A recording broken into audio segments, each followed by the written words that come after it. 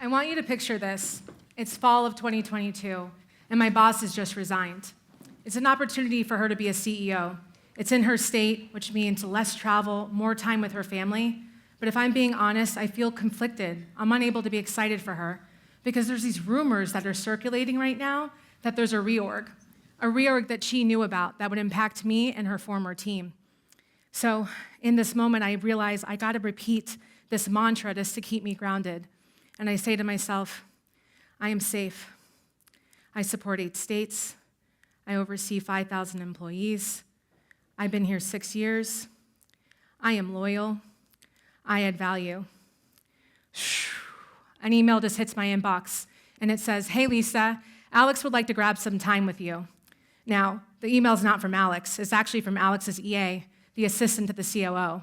And I don't talk to Alex on a regular basis, so you can only imagine what's happening in my stomach right now when I see this invite on my calendar with no details with the COO. But I continue to ground myself in my mantra before I answer the phone. But when I get on the phone, I hear in his voice that this isn't a check-in call. He's not checking in to see how I'm coping with the fact that my boss has now left. And then he finally utters the words, Lisa, we decided to dissolve your market, and your 5,000 employees will be spread out across 5 different markets, but only 52 leaders will be impacted. I say, 52 leaders? What does that mean? What's the impact? He says, well, those roles are now redundant, and they will have 3 months to find another role within the organization or take a separation package. I say, Alex, I don't mean to interrupt you again, but when you say they have 3 months, there's 3 weeks before Thanksgiving, so they're doing this over the holidays. He's like, don't worry, we got it taken care of. And then I say, wait, I'm gonna interrupt you again. When you say they, are you referring to me as well? And he says, yes, Lisa, but don't worry. We do feel confident that we have a role for you. In that moment, I'm like, I don't feel confident in how this conversation is going at all. And now as he's speaking, I'm actually not even hearing everything he's saying because my body is physically going into shock. And I'm doing everything in my power not to cry. When I come to, he says, we're gonna need your help to communicate this to the team. And I say, you need my help? Right now, I need help. Over the next couple of weeks, I'm now scrambling, over the holidays, mind you, to really help make sense of this with my team. And my team is reeling. And surprisingly, the people that are reeling are the leaders who did not hear that their role would be impacted. They're reaching out to me via email, or they're calling me on the phone, and they're like, Lisa, who's next? Am I next? And I realize that these leaders are struggling with survivor's guilt. And in that moment, I have no playbook. And I realized business schools and leadership development programs do so much to prepare us intellectually, but they provide us limited tools in order to handle the emotional demands of the role. And as an example, I watched my colleagues receive a script, a one-pager, if you will, so that way they can communicate the changes to their team. And I watched them jump on calls, step into meetings, and they read from the script. They read from the script. And as they were done reading from the script, they opened it up for Q&A. And as you can imagine, no one had questions. So they ended the meeting and they moved on with their day. Now, I don't fault them for that because we're hardwired as leaders that when we have a problem and we're given a simple solution, we execute on that simple solution and we move on. But in my 15 plus years of leading teams through change, training over 3,000 plus employees, coaching over 300 plus executives, I see the same mistake happen over and over again.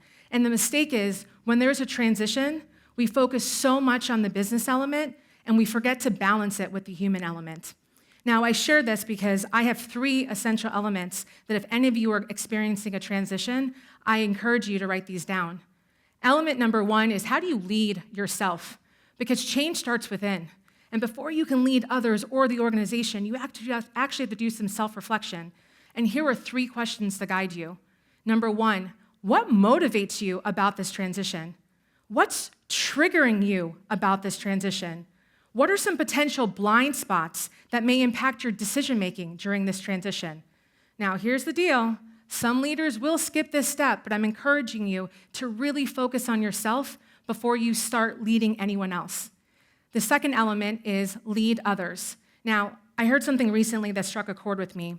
When leaders are going through a transition, they actually ask the right question. Where they fail is providing the real answers. So here are the 3 questions you can ask yourself when you're ready to start leading others. Am I communicating with transparency? How am I creating a safe space for my team to process what's happening? Am I creating a space for dialogue and not directives? Now, in order for you to start communicating with transparency, things will start to shift from managing your team to supporting your team. And last but not least, essential number 3 is around leading the organization. Now, if you do the other essentials correct, your team will be more open to transitioning, and you can start asking yourself these 3 questions. Question number 1 is, are the different business units truly supporting each other? How am I communicating who owns what and by when? And how am I making sure my leaders feel not only confident, but competent as they transition into these new roles? Now, these 3 essential elements really allow leaders to shift, because what I've noticed over the years is that instead of these leaders waiting for clarity for the top, they're actually creating it. Instead of leaders fearing the uncertainty, they're navigating through it. Instead of leaders losing trust with their teams, they're actually communicating with transparency. Now, in my 15 years of leading teams through organizations, we're in this unique season where we're not even in a balance between the business element and the human element. We've actually completely lost the human element. And what I mean by this is leaders, associates, partners, team members, they're finding out via an email that their job is eliminated. They deserve better. We should be doing better.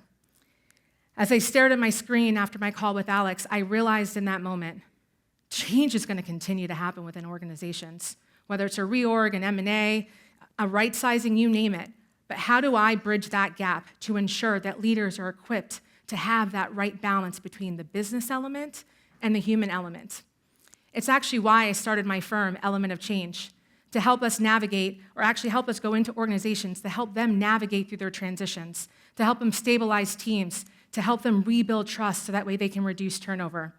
Now, if this resonated with you, we should talk, because leadership change is not about surviving change, it's about thriving through it. Thank you.